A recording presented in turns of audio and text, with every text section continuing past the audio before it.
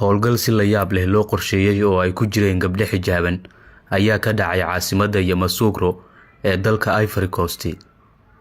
Duufaanta gumaysi naceebka ee ku dhifatay galbeedka Afrika ayaa markaan soo gaartay waddanka ku yaala galbeedka fog ee qaaradda Afrika ee Ivory Coast. Waa mid ka mid ah dalalka Afrika ugu qanisan ee leh kheyraadka dabiiciga ah sida saliidda iyo gaaska, dahabka iyo macdanta noocyadeeda kala duwan. hase ahaatee waa dal dadkiisu ay gaajo la daalaa-dhacayaan. wiilal iyo gabdho dhalinyaro u badan oo ay horkacayaan ciidamada uu qaranku lahaa ayaa maalin ka hor ku duulay halka ay ahayd madaxtooyada qaranka Ivory Coast. howlgal si weyn looga fikiray oo la aaminsan yahay inay ka qayb qaateen dalalka Mali iyo Burkina Faso ayaa ku dhiftay waddanka Ivory Coast, kolkaas oo lagu dhawaaqay in afgembi xilka looga tuuray madaxweynihii Ivory Coast ee u dabacsanaa gumaystaha Faransiiska.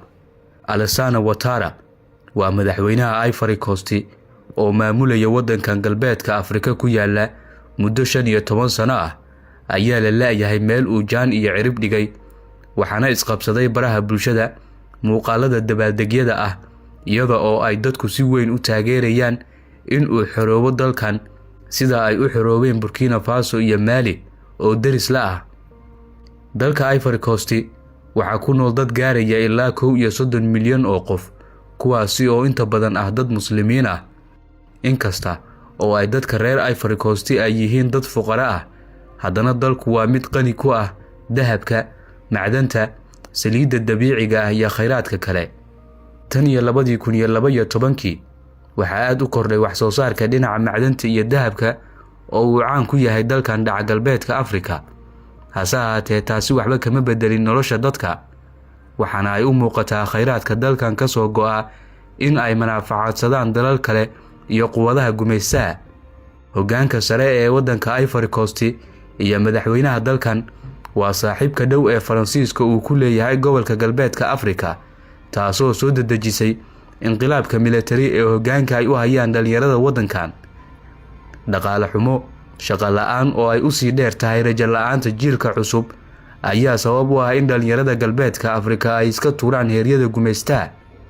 afgembigan oo ah mid si weyn loo qorsheeyay ayaa ku soo aadaya iyadoo dalalka Burkina Faso, Mali iyo Niger oo dhammaantood ah galbeedka Afrika ay harsanayaan harka nabadda, neecawda iyo nolol rajo leh oo ka madax banaan Faransiiska. si la mid ah dalka Ivory Coast ayaa noqon doona midkii afaraad ee sanado dhow gudahood ay baneen doonaan Faransiiska iyo xulafadiisa oo gumaystay wadamadan, isla markaana dheefsan jiray macdanta dalalkan ay caanka ku yihiin. madaxweynihii awoodda looga tuuray xukunka ee Ivory Coast, ninka lagu magacaabo Alassane Ouattara oo maamulaya waddankan galbeedka Afrika ku yaala muddo 15 sano ah ayaa la leeyahay meel uu jaan iyo cirib dhigay tan iyo markii lagu dhawaaqay howlgalkan lagu xoreynayay Ivory Coast. waxaa la aaminsan yahay inuu ahaa dabadhilifkii ugu dambeeyay ee Faransiisku uu ku lahaa Afrikada galbeed. sidoo kale waxaa jirtay cabsi weyn oo ku aadan in Ivory Coast ay noqoto halka lagaga duuli doono hogaamiyayaasha Burkina Faso, Mali iyo Niger. wadamada Afrika waxa ay ku kaltamayaan xornimo soo raagtay oo mar kale ay kaga xoroobayaan gumaystaha. inta badan dalalka Afrika waa kuwa ku jira gumaysi dadban in yar mooyee. bal adigu aragtidaada hoos nagula wadaag muuqaalkana la aksaar oo sii sheer gare